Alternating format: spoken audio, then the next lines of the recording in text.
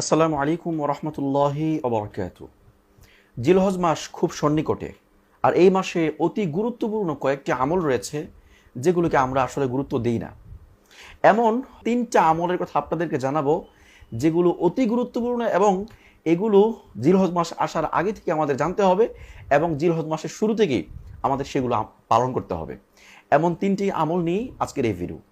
তো প্রথম আমলটি হচ্ছে, যারা যারা কুরবানি করব তারা কুরবানি করার আগ পর্যন্ত, জিলহজ মাস থেকে নিয়ে কুরবানি করার আগ পর্যন্ত চুল, নখ, শরীরের উদ্বৃত্ত লোম এগুলো কাটবো না।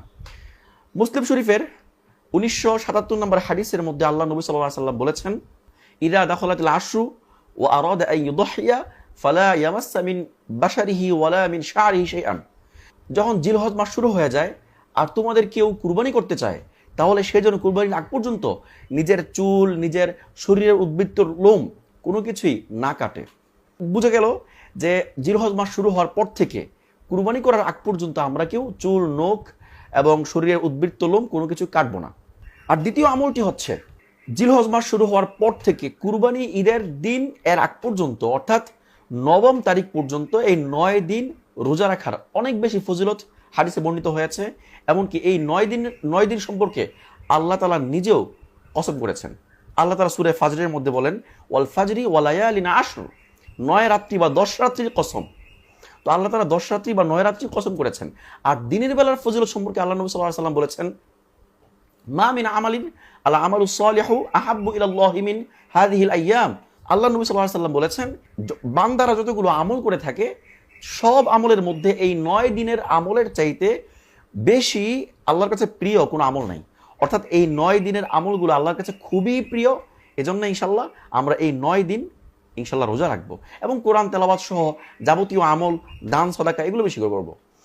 আর 3 নাম্বার গুরুত্বপূর্ণ আমলটা হচ্ছে, যদি আমরা কেউ 9 দিন রোজা রাখতে না পারি, একান্ত না পারি, তাহলে অবশ্যই 9ম দিন অর্থাৎ ঈদের আগের দিন, আরাফার দিন, এই দিন রোজা রাখা সুন্নাহ। এই দিন সম্পর্কে আল্লাহ নবী সাল্লাল্লাহু আলাইহি ওয়াসাল্লাম বলেছেন, সিয়ামু ইয়াউমি আরাফাতা আহতাসিবু আলা আল্লাহি আন ইউকাফফিরা সানাতাল্লাতী ক্বাবলাহু ওয়া সানাতাল্লাতী বা'দা। আল্লাহ নবী সাল্লাল্লাহু আলাইহি ওয়াসাল্লাম বলেছেন যে কুরবানির আগের দিনের রোজা অর্থাৎ আরাফার রোজা, এই দিন রোজা রাখার দ্বারা আমি আশা রাখি যে আল্লাহ তাআলা এই দিন রোজা রাখার দ্বারা পিছনের 1 বছরের এবং আগামী 1 বছরের গুনাহ মাফ করে দিবেন। এত ফজিলতপূর্ণ আমলগুলো ইনশাল্লাহ আমরা করব।